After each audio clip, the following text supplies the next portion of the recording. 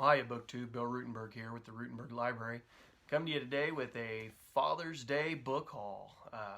Got to go to the Books Revisited. It's been the first time since I've got to go to the bookstore, Books Revisited, since before the virus. It's been a long time, and so I was like a kid in a candy shop, and so I wanted to share those with you today. I did want to apologize. I have not put out very many videos, especially this last week, but even the last 2 weeks, really. I have been really trying to hit, we've been doing a group read, The Bully Pulpit, and I've been really trying to hit this book hard. I'm trying to finish it. I'm going to finish ahead of time. Matter of fact, I should finish this tomorrow morning if everything goes as planned. I should be able to finish this tomorrow morning, and then I'll be able to maybe think about trying to put out some videos a little bit more regular. Ooh, I guess the sun came out. But anyway, I've been working on that, so I hope you'll forgive me. Baseball started last week, our games and stuff, and so life just started getting hectic for me, and just haven't been able to put videos out regularly. But I've been watching a few of yours and enjoying that, and I've seen a lot of book hauls, and so I was wanting to again join the crew with the book hauls. So I'm going to start with actually a book that I got on Saturday from the Dollar Tree, and that was Rocksolid: My Life in Baseball's Fast Lane by Tim Raines. Now, you guys know how I like my baseball biographies, and Dollar Tree, of course, they're just $1, and so you can't go wrong. Tim Raines, he was a good baseball player. Played for the Montreal Expos for a real long time. I remember him with the Chicago White Sox. That's when I remember him. But he was a really good leadoff hitter, very, very fast. Stole a lot of bases. Was very good at stealing bases. But anyway, this is a HarperCollins book from 2017. Again, I got that for $1, and I started reading that as soon as I got it home, because you know how I like my baseball biographies, and it's pretty upfront. He's, I guess, when I was a kid, I guess I just didn't know about some of the things, some of the issues that he went through. You know, when you're a kid, some things kind of just go buzzing by your head, and you don't even know they're there. But I guess he had cocaine issues in the early 80s for him, like a lot of major leaguers did in the early to mid 80s. And he talks a little bit about that, and he's pretty upfront and truthful about everything that happened and how that affected his life. So it says, for more than a decade, Tim Raines patrolled left field for the nascent Montreal Expos, igniting the powder keg of what would become one of the most innovative, entertaining, and talented teams of the modern era. Alongside other superstars such as Andre the Hawk Dawson, Gary Carter, and Steve Rogers, Raines, nicknamed Rock, hit and stole his way into the hearts of not only of Montreal fans, but of the team's dedicated fan base coast to coast. The 7-time All-Star tore through the Expos record books before moving on to the Chicago White Sox, New York Yankees, Oakland Athletics, Baltimore Orioles, and the Florida Marlins, ultimately earning 3 World Series rings, one as a coach. The Expos retired his number 30, and in January of 2017, Raines was elected to the National Baseball Hall of Fame in Cooperstown, New York. But it wasn't always easy playing for the upstart Montreal Expos, or being Tim Raines. Raines' performance dipped in 1982, and at the end of the season, he entered a substance abuse program for cocaine addiction. He used cocaine before games, after games, and on some occasions in the clubhouse between innings. Raines later testified at the infamous Pittsburgh drug trials in September of 1985. He would ultimately resume his career at a high level and once again become one of baseball's brightest stars, both on and off the field. In 1999, Raines was forced to retire from baseball after being diagnosed with lupus, a chronic autoimmune disease that can damage any part of the body, skin, joints, and or organs. His was the first known case in Major League Baseball player. However, after undergoing treatment and having missed an entire season, Raines returned at the age of 41 to where it all began in 1979, the Montreal Expos. This memoir details the life and playing career of one of the sport's all-time great leaders and personalities, and is an honest, raw, and compelling tale of triumph and redemption. And so I've read the first, 3-4 chapters, or I'm almost done with the third chapter, and I'm enjoying it so far. Not going to win a Pulitzer or anything, but I just enjoy enjoy baseball. So anyway, next book I got, now actually I have a whole stack of them here, and this stack is, these were all from Books Revisited today. I got these, I got some money and a card for my Father's Day gift yesterday, and so we went and I spent my money. It's like burning a hole in my pocket, as my mother would have used to say.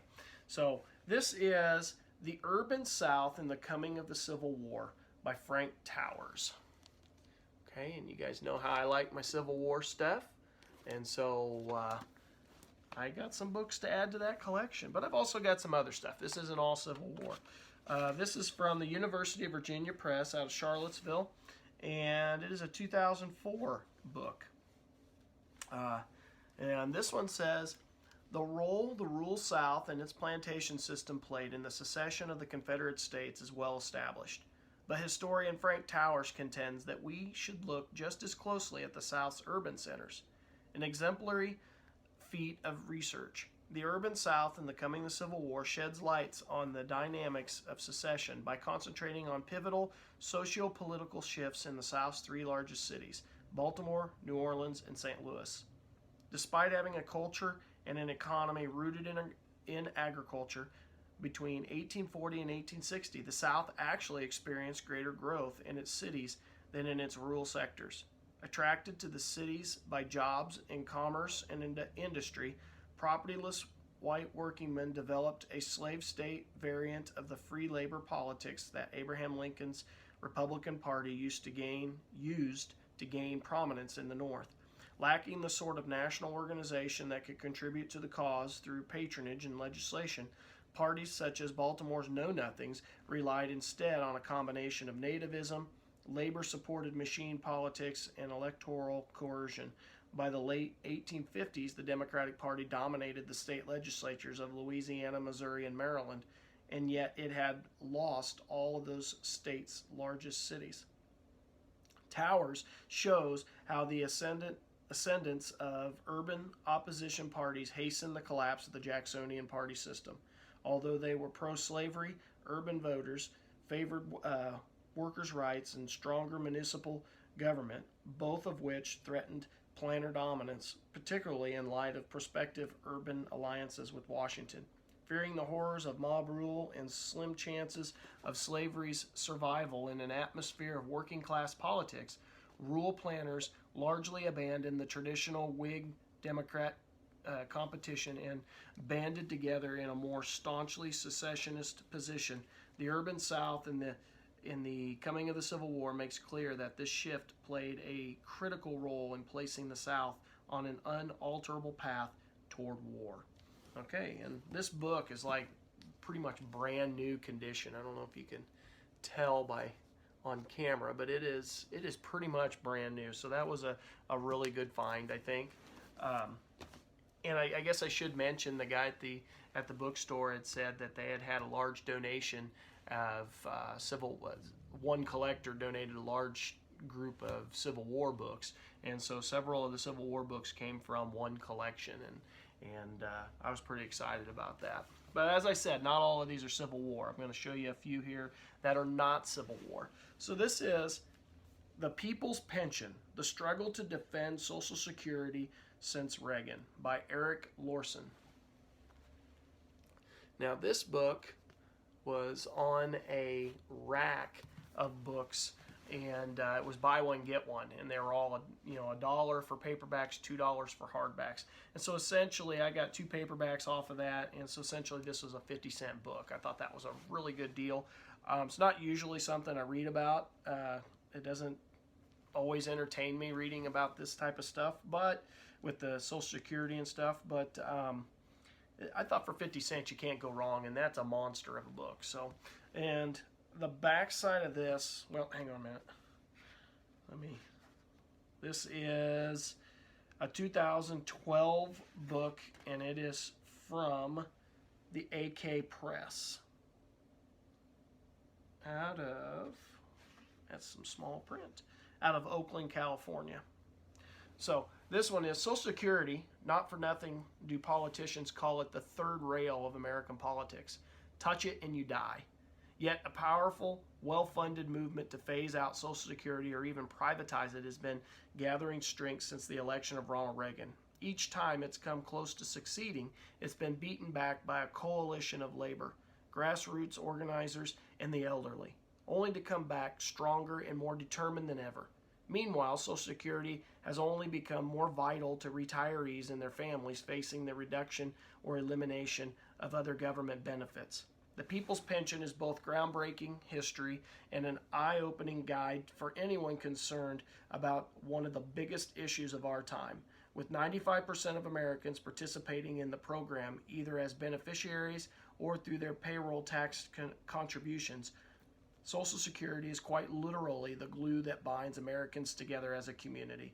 In a provocative epilogue, Larson argues to democratize, not disable, the program, suggesting that the only solution for Social Security may be to delink it from the government altogether. So anyway, thought that sounded kind of interesting. Again, really big book, over 800 pages. That'll take me a while. Thought I'd give it a try. 50 cents, you can't go wrong. Here's another one that I found. This might have been the other paper. Yeah, I think this is the other paperback I found. And it's Teach Like a Pirate. Increase student engagement, boost your creativity, and transform your life as an educator by Dave Burgess. And it's a little bit older book, a few years ago, but looked interesting. I'm always trying to read a professional book. Over the summer, I'll at least read one, if not two, before the school year gets started again. And this is from Dave Burgess Consulting Incorporated out of San Diego. And it says, pirates are daring and adventurous. They sail into uncharted territories with no guarantee of success.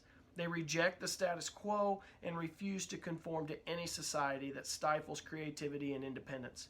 They are entrepreneurs who take risks and are willing to travel to the ends of the earth for that which they value. Pirates don't much care about public perception. They proudly fly their flags in defiance. And besides, everybody loves a pirate. So then it says, draw students in like a magnet. Over 30 hooks and 170 brainstorming questions inside, based on Dave Burgess's popular outrageous teaching and Teach Like a Pirate seminars. This book offers inspiration, practical techniques, and innovative ideas that will help increase student engagement, boost your creativity, and transform your life as an educator. And it gives a few things that you'll learn how to do with this book. But I thought, 50 cents. It's worth a try. Why not? So let's get back to some history stuff. The rest of this is all history. Got these. All these are in really good condition. If you look at this one, another one looks very, very brand new. This is The Last of the Few, The Battle of Britain in the Words of the Pilots Who Won It by Max Arthur. Kind of a cool cover there. I like the airplane scene at the top. All right, and this one, after the fall of France in May of 1940, Hitler set his sights on the invasion of Britain. Within weeks, he had a vast fleet ranged along the French coast, but his biggest obstacle was the small and under-resourced Royal Air Force. Hitler knew that he must gain control of the skies if his invasion fleet was to stand a chance of crossing successfully. And so began the Battle of Britain, 13 terrifying weeks which saw 2,500 young RAF pilots pitted against the larger and more experienced German forces of the Luftwaffe, high above the English Channel. Despite being vastly outnumbered, by October the multiple daily sorties and dogfights were over. The few had succeeded, and though the Luftwaffe continued to attack, it was never again in such vast numbers. Hitler's invasion would not now take place. This was his first major defeat. More than a fifth of the British and Allied pilots died during the Battle of Britain. Today, the remaining veterans are all in their late 80s and 90s. Acclaimed oral historian Max Arthur has interviewed many veterans and drawn on sound archives and written testimonies of that short but hugely significant battle. In their own words, their memories undimmed by the passage of time, they tell of their experiences. Their stories are as riveting, as vivid, and as poignant as they were 70 years ago. And so that sounds like that's going to be a good one. Again, pretty much brand new, this book is. Thought that was a good deal. Here's another one. Pretty much brand new. Oh, yeah. Hang on. The last of the few is Virgin Books, and it is 2010. Forgot to look for that, sorry. All right, so this is a Romanov Fantasy, Life at the Court of Anna Anderson by Francis Welch. All right, so a little bit of Russian stuff here for you. And this is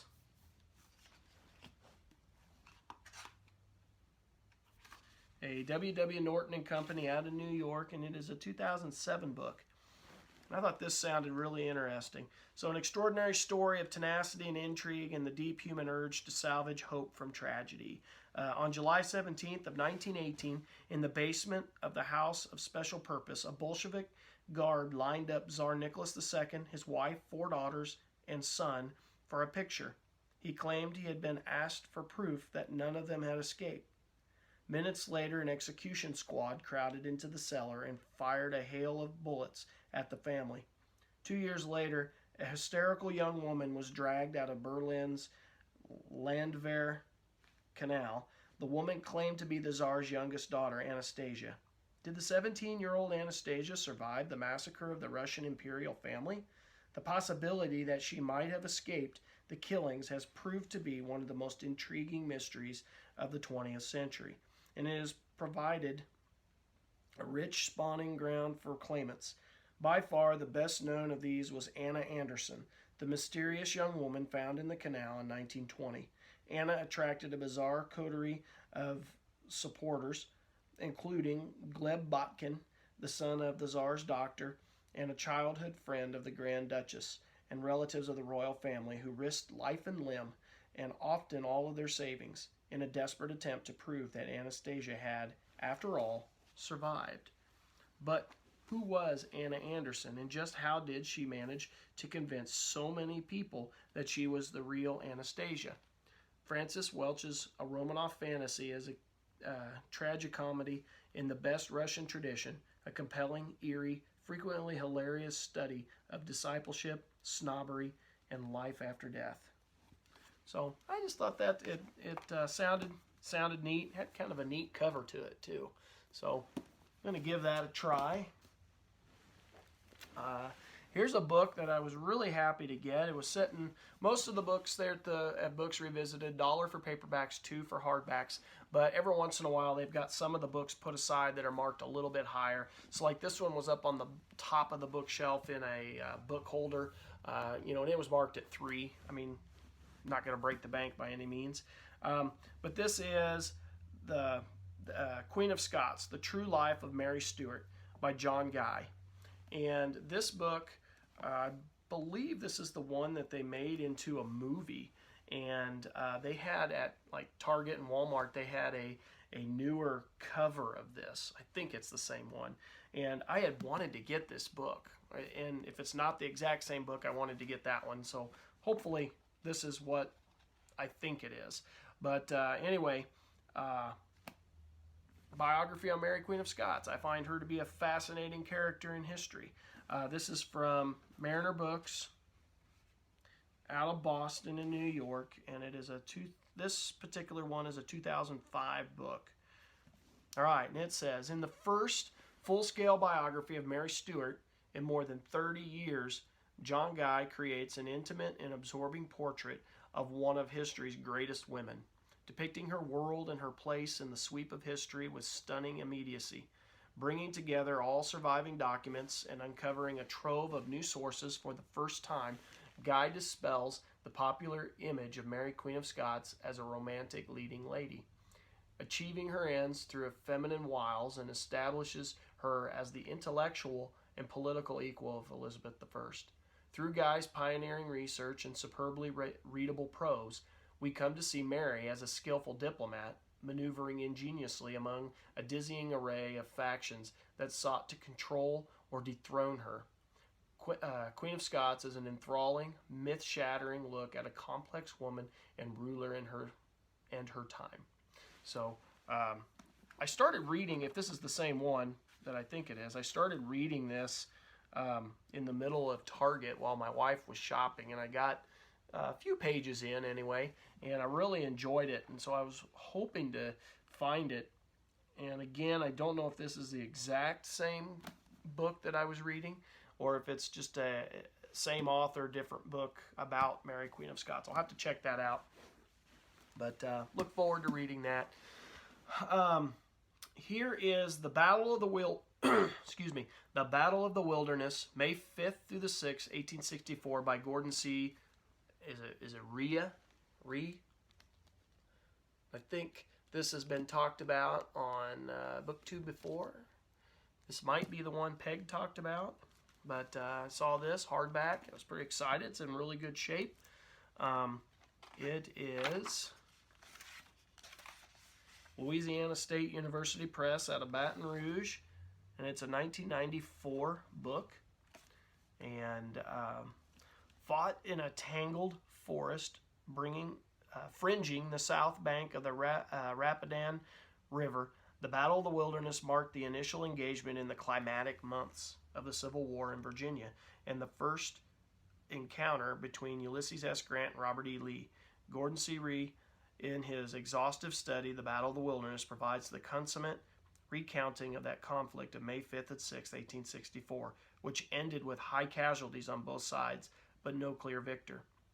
Whereas previous studies have stood solely on published documents, mainly the official records and the regimental histories, the Battle of the Wilderness not only takes a fresh look at those sources, but also examines an extensive body of unpublished material, much of which has never been brought to bear on the subject.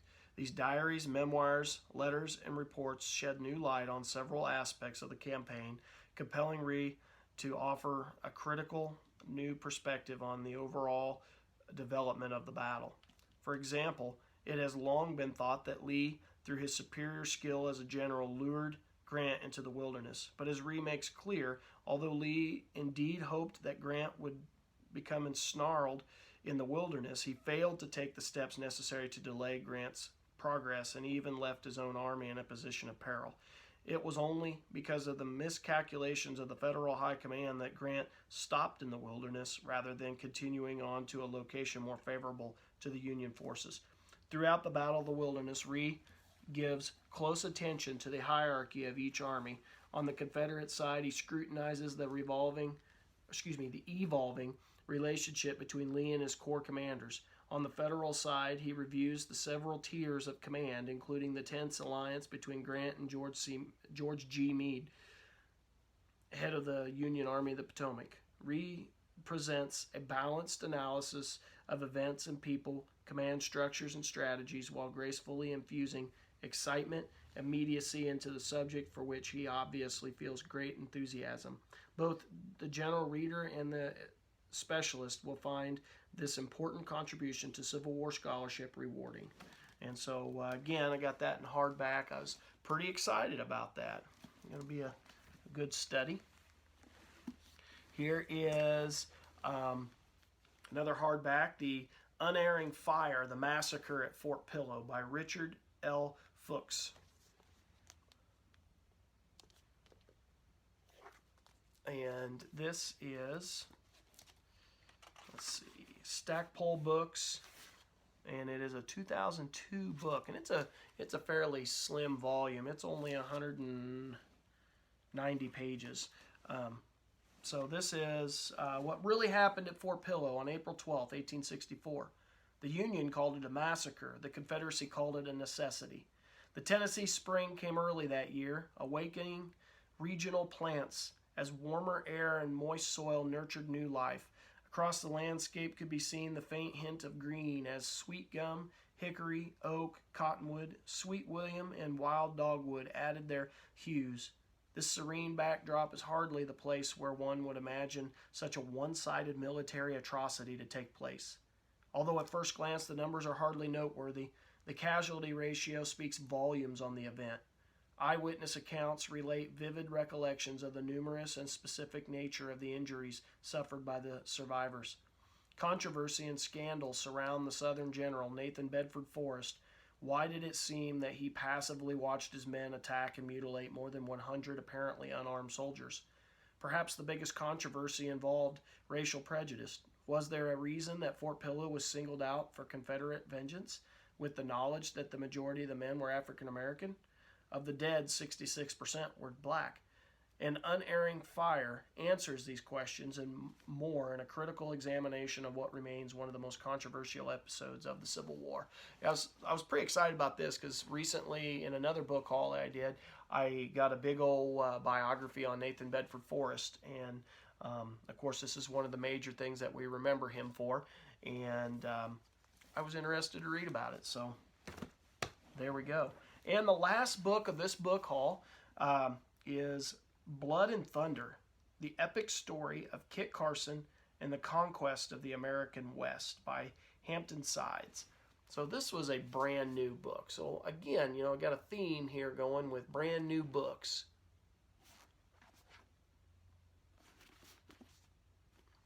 And it is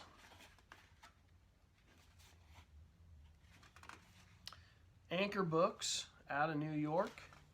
And it's a 2006 book.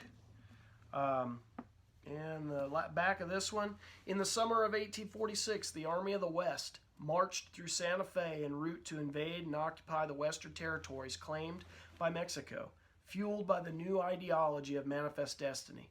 This land grab would lead to a decades-long battle between the United States and the Navajos, the fiercely resistant rulers of a huge swath of mountainous desert wilderness. In Blood and Thunder, Hampton Sides gives us a magnificent history of the American conquest of the West. At the center of this sweeping tale is Kit Carson, the trapper, scout, and soldier whose adventures made him a legend. Sides show us this illiterate mountain man understood and respected the Western tribes better than any other American, yet willingly followed orders that would ultimately devastate the Navajo Nation. Rich in detail and spanning more than 3 decades, this is an essential addition to our understanding of how the West was really won. So I saw that, and it looked really, really interesting. I think probably what caught my attention first was it looked brand new. And if you can get a brand new book like that for $1, that's always a really good deal. But then I got to looking at it, and the storyline seems very interesting also. So altogether, I got... Let's see, 1, 2, 3, 4, 5, 6, 7, 8, 9, 10. I got 11 books all together, and those 11 books cost me $16. No, 10 books, excuse me. Bully Pulpit doesn't count.